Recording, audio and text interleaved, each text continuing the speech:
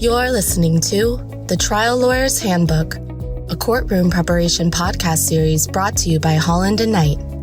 This series is hosted by litigation attorney Dan Small and is based on a long-standing article series he co-authored with United States District Court Judge Dennis Saylor for Massachusetts Lawyers Weekly. Listeners of this series will gain a fresh perspective on how attorneys can address various trial preparation issues and set themselves up for success in and out of the courtroom. Cross-examination, by its nature, is kind of scattershot. Instead of creating a narrative like on direct, you're usually picking one apart. This is a commando raid. It's not the Normandy invasion. Get in, score your points, and get out. But that doesn't mean you shouldn't prepare thoroughly. On the contrary, the shorter it is, the more prepared you have to be. And the more organized it is, the more effective it will be, and the better you'll be able to handle the things that you didn't anticipate. Planning a cross-examination means not only planning the substance and the questions, but also the order in which you want to make your points. You're not telling a story on cross like you are on direct, so your order of battle doesn't need to be strictly chronological. It can be more thematic or strategic, but it should still have an order, not simply be a series of random topics. In the words of Aristotle, a whole is that which has a beginning, middle, and end. Remember Aristotle, and let's look at each piece of your cross-examination. First, the beginning. Studies show that people are more likely to remember and are most affected by the first and last things they hear. Primacy and recency. Try to begin strong and end strong. The moment that you stand up and begin your cross-examination has an element of drama. You have the judge and the jury's attention. Take advantage of that opportunity. Don't undermine your cross with a weak or silly beginning. Begin your cross not only with substance, but with confidence. Never start with, I have a few questions, or something semi-apologetic like that. It's almost never true, and it adds nothing to the force of your presentation. You also risk annoying the judge and the jury.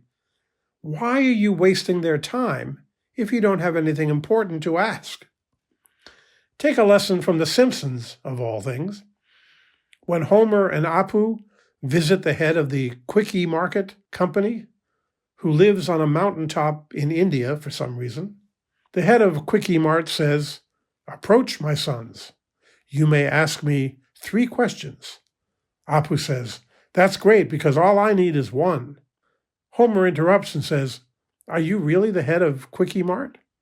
And the head of Quickie Mart says, "Yes." Homer says, "Really?" Head of Quickie Mart says, "Yes." "You?" Head of Quickie Mart says, "Yes. I hope that this has been enlightening to you." Apu says, "But wait, The head of Quickie Mart says, "Thank you, you're done. Come again sometime." The middle. Think about the best ways to sequence your points. Try to put your cross into some sensible order. Cross-examinations are peculiarly susceptible to having a random quality, and anything that seems disorganized or disjointed may obscure your best points. Help the jury to follow the bouncing ball. Of course, narrowing the number of topics you cover helps considerably. And finally, the ending. You, not the witness, get to pick the order of your cross-examination.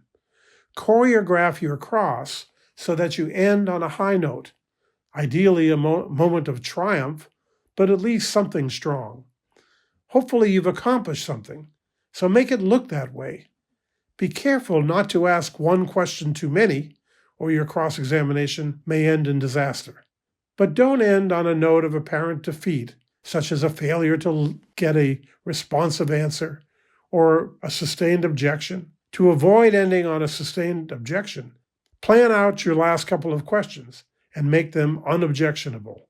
If you are on the receiving end of a sustained objection anyway, don't just end there. Think of something else to ask, before sitting down. And don't end on a weak note either. A surprisingly high number of examinations end something like this. The lawyer says, "One moment, Your Honor." Long pause as the lawyer studies his notepad. Lawyer consults with colleague over at the table. Lawyer consults with client over at the table. Lawyer returns to the podium. Further pause as the lawyer reviews his notes and formulates a question.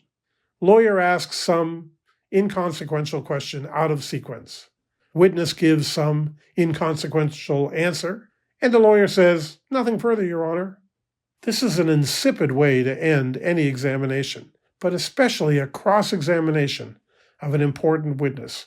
Don't do it. Planning and organization are important elements of a successful cross-examination. Start strong, end strong, and keep a good flow and progression in between. Thank you for listening to the Trial Lawyer's Handbook, a courtroom preparation podcast series brought to you by Holland & Knight.